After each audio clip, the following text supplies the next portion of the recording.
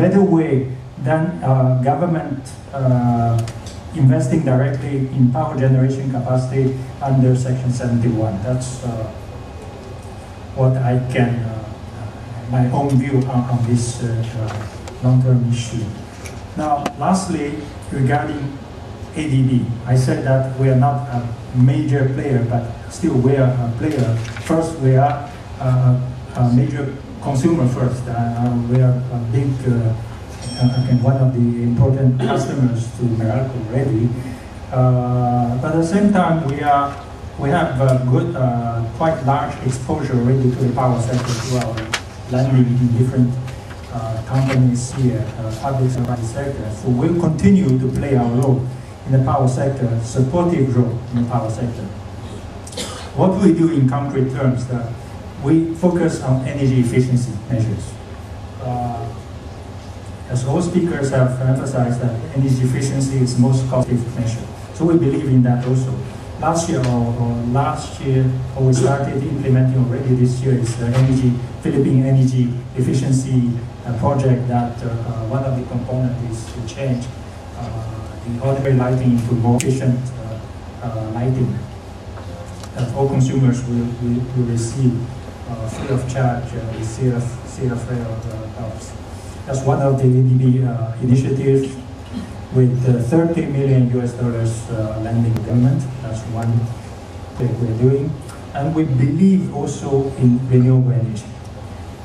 And for that purpose, we have worked with Department of Energy, Department of Transport, in putting in place a clean technology fund amounting to $250 million, under which renewable energy and energy efficiency improvement will be a major part of that program. And I mentioned electric co-ops. ADB has a plan to work with them to invest to about $57 million for system loss reduction program, upgrading of their distribution system. And we are supporting privatization program of the government, ADB land to AES for the acquisition of Masinloc power generation plant. We have currently discussing with sponsors of actually winning bidder of the TE plant, geothermal power plant, and we're considering supporting them in the same way we did with the AES, so part of our support to privatization program. ADB also provided a loan to KEPCO for Visayas power, coal-fired power plant. That's among the major initiatives of ADB. Lastly, I just mentioned a small one. ADB is currently considering providing $2 million that's on a grant basis to Mindanao as our modest contribution to address the current power shortage in Mindanao through developing renewable energy. That's it. And to conclude my short intervention here, I believe a long-term solution must be found here, and the solutions can only be found with major players. ADB is willing to play a supportive role to this. Thank you.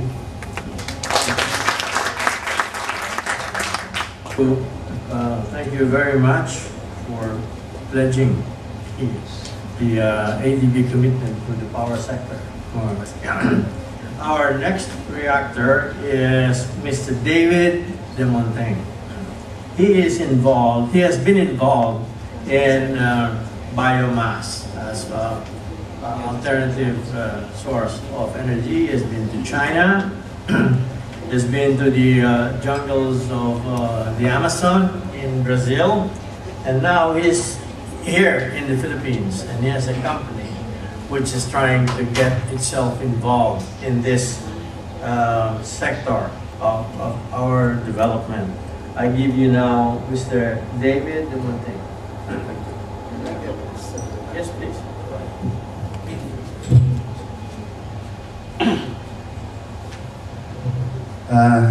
Good afternoon, ladies and gentlemen. If you're Filipino or Filipina, you'll find this probably quite interesting, the presentation today. I've been very interested by all of our co-speakers. We're a renewable energy developer. My co-director, we didn't realize we were going to meet here today, Bert Dallison, over in the corner. We started our company some decades ago together.